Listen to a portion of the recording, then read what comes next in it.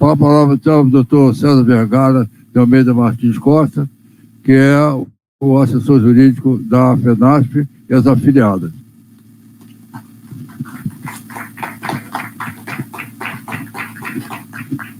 Muito boa tarde a todos. Alô? Então, eu, em primeiro lugar, quero agradecer, né, o convite para participar dessa mesa. Alô? Agradeço, então, o convite. Para mim é uma satisfação, depois de ouvir o colega aqui, o doutor Marcos Coelho. Consegue me ouvir falando? Assim?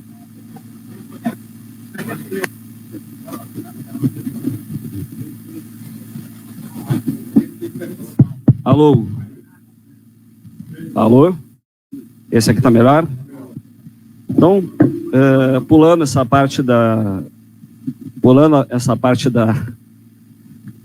agradecimentos, da apresentação, eu vou tentar dar uma contribuição a vocês, mas em primeiro lugar eu queria deixar claro que eu acabei não participando ativamente da construção toda, né, das reuniões do GT.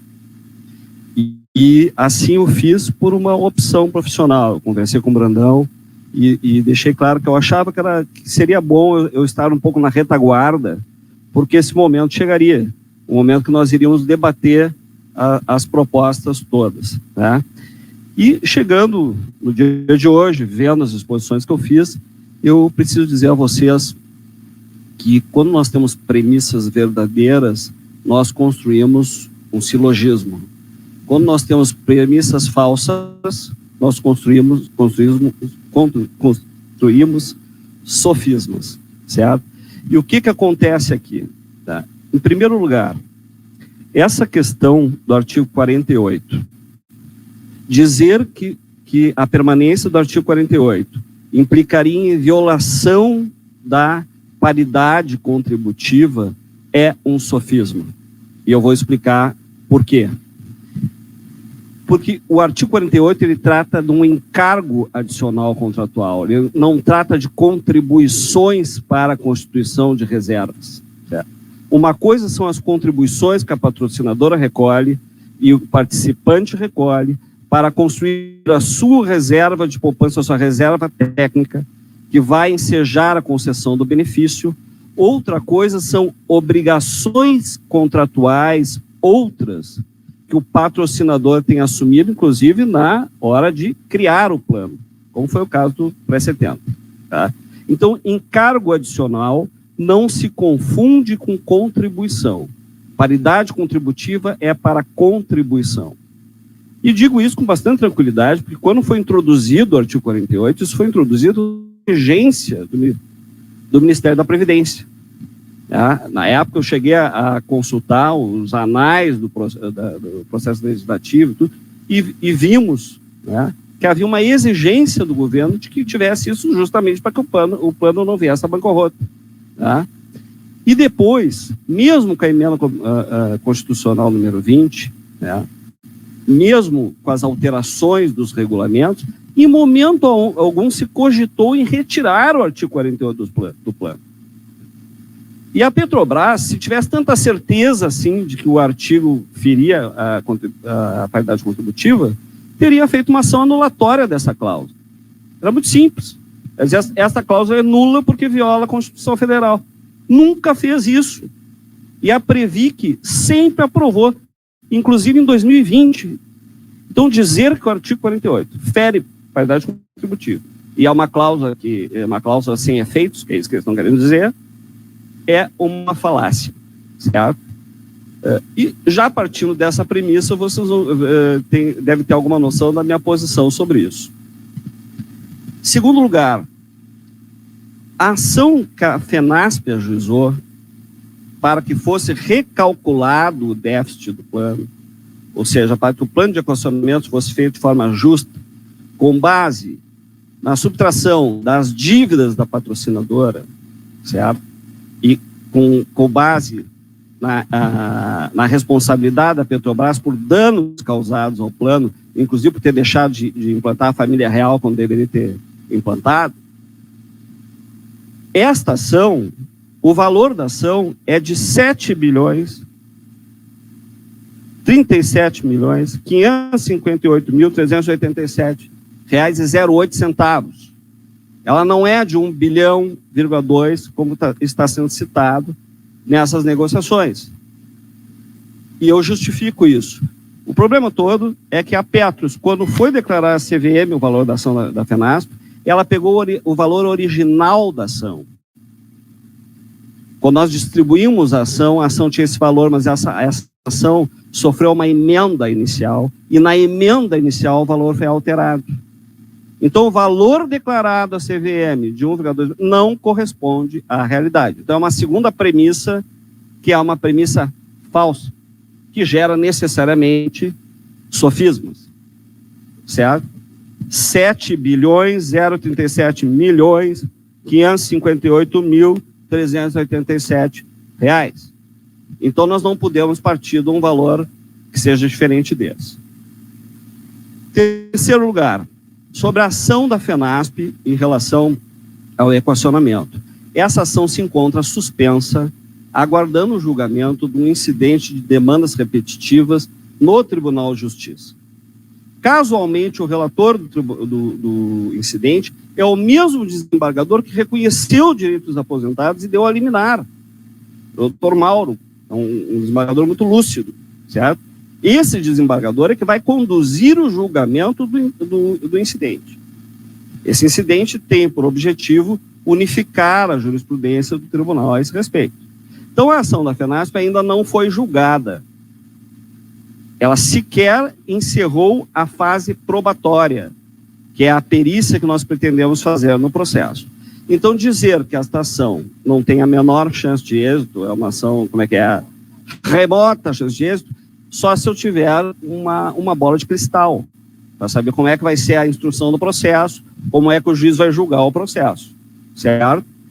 E a ação foi uma ação bem fundamentada, feita com toda a documentação que nos foi franqueada, e eu, até pelo tempo de advocacia que eu tenho, para quem não sabe, advogo desde 1989, para empregados e aposentados de sociedade de economia mista, eu jamais colocaria a minha assinatura numa ação que eu julgasse temerária, que não tivesse fundamento, certo? Então, quando eu ouço dizer assim, a ação da FENASP praticamente não tem chance de êxito, isso para mim, a mim soa como uma outra premissa falsa que cria um sofisma. Bom, dito isso, eu gostaria de dizer que nós temos também na Justiça do Trabalho uma ação indenizatória que se encontra aguardando o julgamento da questão da competência da Justiça do Trabalho, tá? E temos aquelas ações de cobrança. Uma delas é a patrocinadora Vibra, certo? E nesta ação nós estamos fazendo uma perícia contábil muito bem sucedida. E nesta ação o Ministério Público pediu que viessem aos autos as provisões judiciais, os valores das ações judiciais que afetam o plano Petros. E a juíza deu o seguinte, acho que eu vou ler aqui para vocês, se me permitirem. Tá? Deixa eu só encontrar. Tá? A juíza diz o seguinte, vão vir aos autos, tá?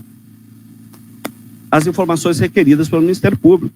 Entre elas, qual o montante das provisões judiciais incluídas no cálculo do déficit da Petros. A juíza já determinou que isso venha aos autos. E isso gerou um ofício à Previc.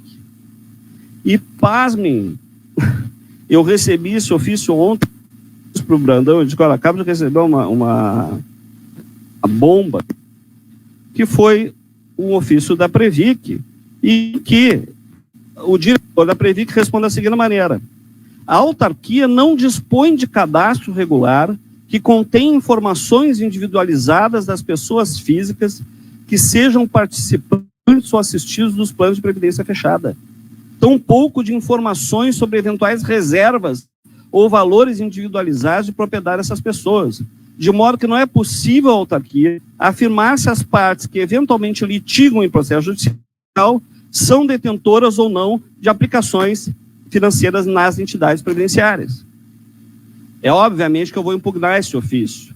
Obviamente que nós vamos atrás da responsabilização da pessoa que respondeu esse ofício, porque é previsto em lei a obrigação do fundo anualmente informar a Previc o impacto de ações judiciais. Então, se a própria Previc responde isso, tá, como é que nós vamos saber o real impacto das ações judiciais nesta negociação? Tá? Bueno, eu também não vou me empolgar muito aqui, mas a questão é que qualquer acordo que seja feito, quando ele demandar a anuência do aposentado, do participante, ele vai ser feito um instrumento jurídico chamado transação. Você aqui no painel, mais de uma vez, a palavra transatores. O que é a transação?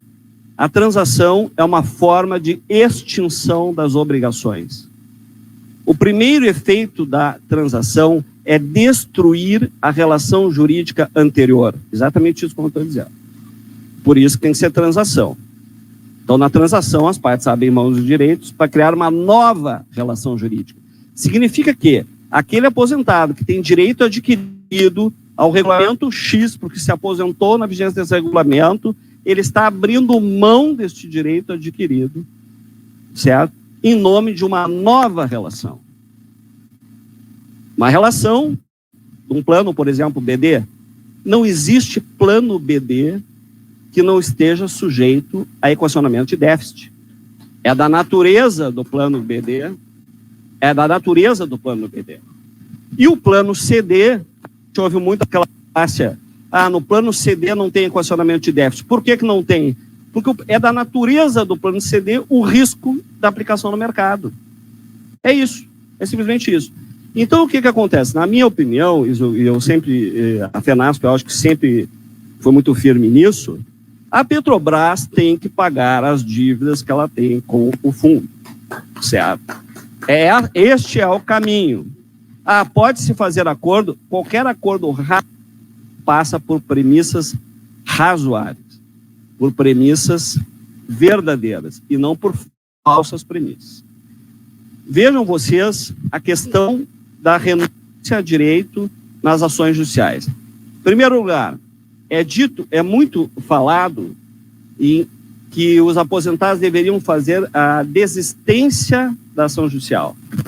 Desistência em ação em execução, que é a maioria delas, ou seja, ações que já estão para ser pagas, não existe. Não existe. O que existe é a renúncia a direito. Renúncia a um direito alimentar. E por esta razão, o judiciário, na maioria das vezes, breca esta renúncia. Entende que essa renúncia é inconstitucional, porque é uma burla ao direito constitucional de ação. Então, a mais pobre das interpretações da lei é a interpretação literal, certo?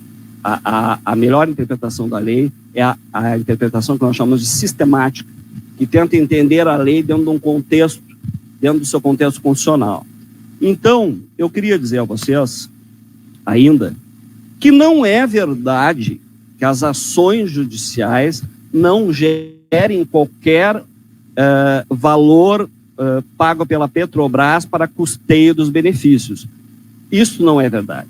O que aconteceu na realidade? Aconteceu que lá em 2013, quando o Supremo Tribunal Federal decidiu que a competência para julgar as ações era da Justiça Comum e manteve na Justiça do Trabalho todo um resíduo de ações que já tinham sido julgadas, certo? A maioria das execuções trabalhistas, a maioria dos processos que foram bem-sucedidos dos aposentados, ficaram na Justiça do Trabalho, certo? E foram executados na Justiça do Trabalho. E o TST, vislumbrando o que estava acontecendo, criou uma jurisprudência firme, reiterada, iterativa, no sentido de que a patrocinadora tem que reconstituir a reserva matemática. Eu fiz, mas eu faço questão de ler aqui para vocês uma decisão disso. fonte de custeio, reserva matemática.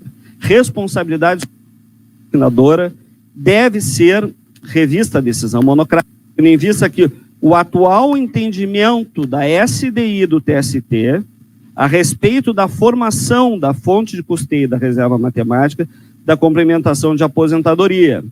Reserva matemática, a responsabilidade é da patrocinadora, certo? Então, assim, várias decisões aqui, que eu poderia ler para vocês em amarelo, são decisões do TST que dizem que a SDI vem reiteradamente reconhecendo que quem tem que arcar com o ônus da demanda judicial é a patrocinadora. E isso está nítido. Isso está nítido. O que se pretende, valendo-se da boa vontade, aqui com todo o respeito das entidades, e valendo-se da boa vontade, é eximir a Petrobras das suas obrigações. Eximir a Petrobras da obrigação de arcar com a reconstituição da reserva. Terceira questão, Marcos, se eu estiver errado, é que a transação, além dela ser uma forma de extinção das obrigações, a transação, no Código Civil, ela tem um regulamento que diz o seguinte: eu não posso transacionar direito de terceiro. Se eu transacionar direito de terceiro, a transação é nula de pleno direito. A questão é que, reconhecida uma nulidade na transação, todo o negócio jurídico se desfaz, ou seja, a transação desaparece, certo? Portanto, não pode haver transação negociando direito de terceiros. O que eu quero dizer com isso? Quando um aposentado, pensionista, vai lá e decide renunciar ao direito trabalhista, certo? Ele não pode transacionar os honorários advocatícios, seja do advogado dele, seja do advogado da outra parte, tá? Porque às vezes existe sucumbência parcial em que há honorários de sucumbência da Petrobras, que favorecem o advogado da Petrobras. Se ele fizer isso, a transação é nula, certo? E é por isso que o Código Civil diz que a transação ela se dá ou por acordo nos autos ou por escritura pública lavada em cartório.